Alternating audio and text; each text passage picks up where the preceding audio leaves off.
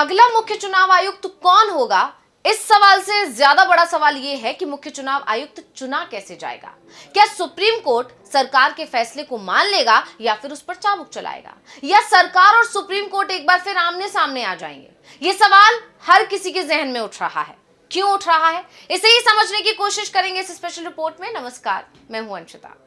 मुख्य चुनाव आयुक्त राजीव कुमार 18 फरवरी को रिटायर हो रहे हैं। इससे पहले नई सीईसी के सिलेक्शन को लेकर 17 फरवरी को एक बैठक बुलाई गई है। इस मीटिंग में पीएम मोदी, कानून मंत्री अर्जुन राम मेघवाल के अलावा नेता विपक्ष राहुल गांधी भी शामिल होंगे, क्योंकि कमेटी के मुताबिक ये ही कमेटी के सदस्य हैं। तो कमेटी की सिफारिश के बाद राष्ट्रपति अगले सीईसी की नियुक्ति करेंगे।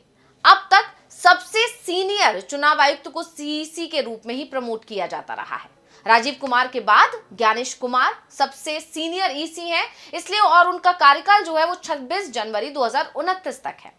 ऐसे में एक नया ईसी भी नियुक्त किया जा सकता है। सुखबीर सिंह संधू दूसरे ईसी हैं। वैसे ये तय माना जा रहा है कि नरेंद्र मोदी जिसे चाहेंगे वो ही मुख्य चुनाव अधिकारी बनेगा, क्योंकि जो कमेटी है उसमें बहुमत सरकार का ही, और यही वजह भी है कि विपक्ष लगातार इसका विरोध कर रहा है। यानी राहुल गांधी नियुक्ति प्रक्रिया पर अपनी आपत्ति तो दर्ज करा सकते हैं, लेकिन नियुक्ति को रोक नहीं सकते। अभी हाल ही में राहुल गांधी ने इसे लेकर तंज भी कसा था कि चुनाव आयुक्त की नियुक्ति में मोदी होंगे, उनका मंत्री होगा। मैं उस मीटिंग में जाकर क्या करूंगा? क्या मैं उनके चेहरे देखने के लिए जाऊंगा? क्योंकि नियुक्ति का काम तो पहले से ही फाइनल होगा, बस एक औपचारिकता भर है इस मीटिंग को बुलाना। और अब चुनाव आयुक्त की नियुक्ति के लिए एक बैठक होने वाली है, लेकिन यह भी कहा जा रहा है कि मोदी सरकार जिस भी नाम को तय करेगी उसे सुप्रीम कोर्ट खारिज भी कर सकता है। ऐसे में सवाल ये भी है कि आखिर कैसे मोदी सरकार के फैसले पर रोक लगा सकता है सुप्रीम कोर्ट, और कैसे पलट जाएगा मोदी सरकार का पूरा खेल। इसे ऐसे समझिए कि मुख्य चुनाव आयुक्त राजीव कुमार पर सरकार के पक्ष में काम करने के आरोप विपक्षी दलों की तरफ से हमेशा से लगाए जाते रहे हैं। विपक्षी पार्टियों ने आरोप ये लगाए हैं कि चुनाव आयोग सत्तारूढ़ भाजपा का पक्ष लेता है। विपक्ष की तरफ से ईवीएम पर जब भी सवाल उठाए गए, इसके हैक किए जाने की बात विपक्ष की तरफ से कही गई, तकनीकी विशेषज्ञों के हवाले से दावे किए गए, लेकिन चुनाव आयोग ने विपक्ष के दावों को हर बार खारिज कर दिया।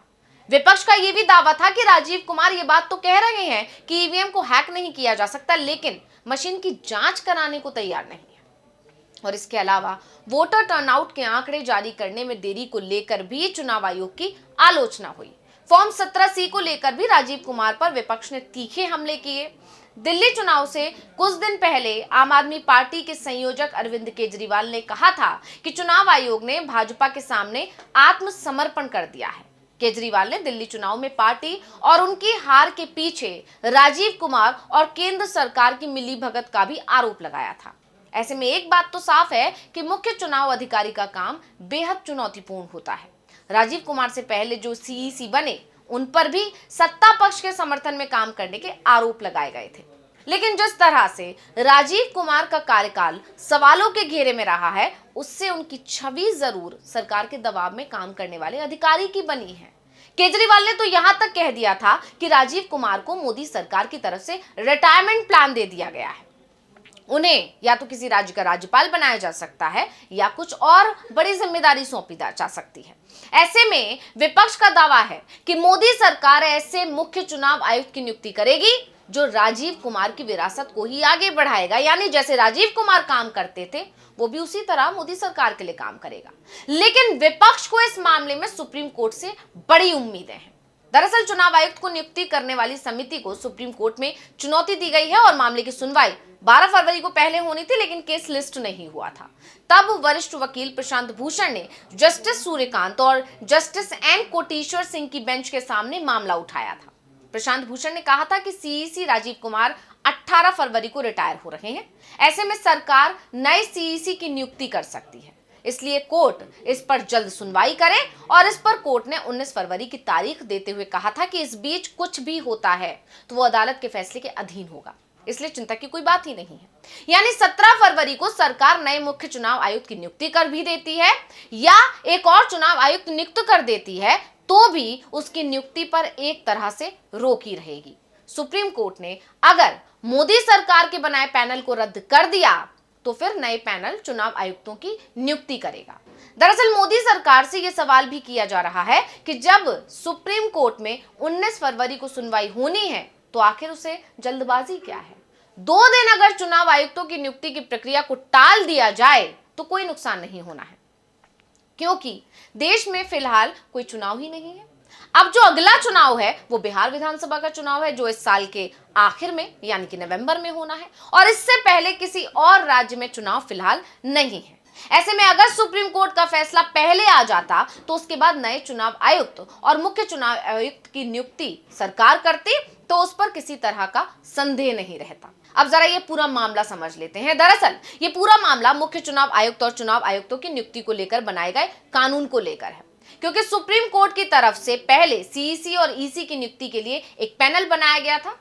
2 मार्च 2023 को सुप्रीम कोर्ट की 5 सदस्यों वाली संवैधानिक पीठ की तरफ से जो फैसला सुनाया गया था उसमें कहा गया था कि चुनाव आयुक्त की नियुक्ति एक पैनल करेगा और इसमें प्रधानमंत्री, लोकसभा में नेता प्रतिपक्ष और सीजेआई ही शामिल होंगे, जबकि इससे पहले सिर्फ केंद्र सरकार इनका चयन किया करती थी। ये कमेटी सीईसी और ईसी के नामों की सिफारिश राष्ट्रपति से करेगी और इसके बाद राष्ट्रपति मोहर लगाएंगे, तब जाकर उनकी नियुक्ति हो पाएगी। कोर्ट ने यह भी कहा कि यह प्रोसेस तब तक लागू रहेगा जब तक कि संसद चुनाव आयुक्तों की नियुक्ति को लेकर कोई कानून नहीं बना लेती। इसके बाद केंद्र सरकार सीईसी और ईसी की नियुक्ति सेवा, शर्तें और कार्यकाल से जुड़ा नया बिल लेकर आएगी, जिसमें इसके तहत चुनाव आयुक्तों की नियुक्ति 3 सदस्यों का पैनल करेगा। इसमें प्रधानमंत्री, लोकसभा में विपक्ष का नेता और एक केंद्रीय कैबिनेट मंत्री शामिल होंगे। सीजेआई को इस पैनल से बाहर रखा गया। 21 दिसंबर 2023 को शीतकालीन सत्र के दौरान ये बिल दोनों सदनों में पास हो गया। नए कानून पर विपक्ष ने आपत्ति दर्ज कराई थी। इस कानून पर विपक्षी दलों का कहना था कि सरकार सुप्रीम कोर्ट की संविधान पीठ के आदेश के खिलाफ बिल लाकर उसे कमजोर कर रही। कांग्रेस कार्यकर्ता जया ठाकुर ने सुप्रीम कोर्ट में याचिका दायर की। याचिका में कहा गया कि कानून की धारा 7 और 8 स्वतंत्र और निष्पक्ष चुनाव के सिद्धांत का उल्लंघन करती है, क्योंकि इससे चुनाव आयुक्तों की नियुक्ति के लिए इंडिपेंडेंट मैकेनिज्म नहीं मिलता है। इस विवाद के बीच केंद्र ने मार्च 2024 में ज्ञानेश कुमार और सुखवीर सिंह संधू को इलेक्शन कमिश्नर नियुक्त किया था।